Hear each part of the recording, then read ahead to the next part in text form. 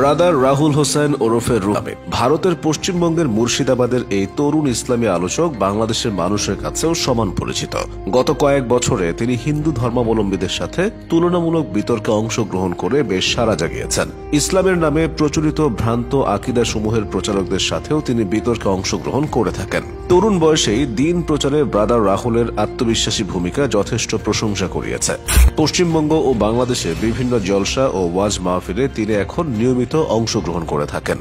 Certificate অনুযায়ী তার নাম রাহুল হোসাইন, তার জাতীয় পরিচয়পত্র ও পাসপোর্টেও এই নাম রয়েছে। কিন্তু পশ্চিমবঙ্গের মাওলানা আব্দুল্লাহ সালাফি তার নাম রুহুল আমিন রাখেন, এই জন্য তিনি দুটি নামই ব্যবহার করেন। অনেকে জানতে চান নামের আগে তিনি কেন ব্রাদার যোগ করেছেন। আসলে ব্রাদার শব্দটি ইন্ডিয়াতে যথেষ্ট ব্যবহৃত হয়। তার মতোই জেনারেল শিক্ষিত যারা ডাক্তার জাকির নায়েকের ধর্মপ্রচারে অনুপ্রাণিত হয়ে দ্বীনের খেদমতে আত্মনিয়োগ করেছেন, তারা অনেকে ব্রাদার টাইটেল ব্যবহার করেন।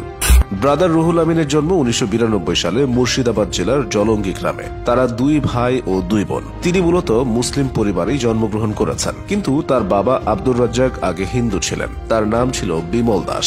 বিয়ের আগে 1978 সালের দিকে তিনি ইসলাম ধর্ম গ্রহণ করেন। ব্রাদার রুহুল আমিনের প্রাথমিক শিক্ষার হাতেখড়ি হয়েছে গ্রামের প্রাইমারি স্কুল এবং হাই স্কুলে। তিনি 2016 সালে নদিয়া জেলার কল্যাণী বিশ্ববিদ্যালয় থেকে ইতিহাসে স্নাতক সম্পন্ন করেন।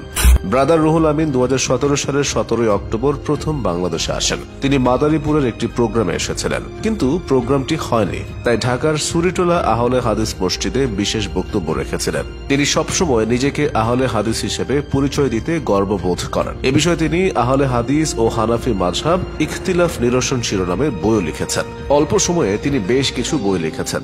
তাওফিকুল বারি, মহিলাদের মসজিদ গমন বিভ্রান্তি নিরসন, তাকলিদ বিভ্রান্তি নিরসন, সালাফদের দৃষ্টিতে রফুল ইয়াদাইন, এগুলো হলো তার উল্লেখযোগ্য কিছু বই। হিন্দু এবং খ্রিস্টানদের ধর্মগ্রন্থগুলো সম্পর্কে ব্রাদার রাহুল বেশ ধারণা রাখেন। তিনি হিন্দু ধর্মের 4টি বেদ, 18টি উপনিষদ, 18টি পুরাণ পড়েছেন। এছাড়া গীতার প্রায় 35টি ব্যাখ্যা পড়েছেন। মূলত তুলনামূলক ধর্মতথ্য নিয়ে আলাপ ও বাহাস করার জন্যই তিনি অন্য ধর্মের ব্যাপারে আগ্রহী হয়েছেন। 2015 সাল থেকে তিনি পাবলিক লেকচার শুরু করেন, যা আজও চলমান রয়েছে। প্রথম বছরেই 27টি প্রোগ্রামে বক্তব্য দিয়েছিলেন।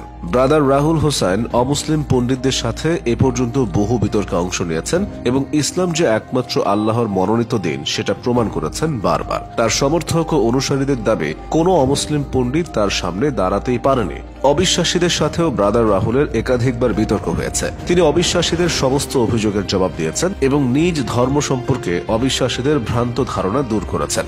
ব্রাদার রাহুল হোসাইন প্রায় হিন্দু, খ্রিস্টান সহ বিভিন্ন ধর্মের পণ্ডিতদের চ্যালেঞ্জ করেন। তাকে কেউ চ্যালেঞ্জ করলে তিনি তা গ্রহণ করেন এবং তা থেকে তিনি পিছুপা হন না। শান্তিপূর্ণভাবে বিতর্কের অনুষ্ঠান ত্যাগ করায় তার খ্যাতি রয়েছে। ব্রাদার রাহুল এর পূর্বে মোবাইল সার্ভিসিং এবং কম্পিউটার অপারেটিং ব্যবসার সঙ্গে যুক্ত ছিলেন। বর্তমানে তিনি গবেষক, লেখক ও আলোচক সহ একাধিক পরিচয়ে পরিচিত।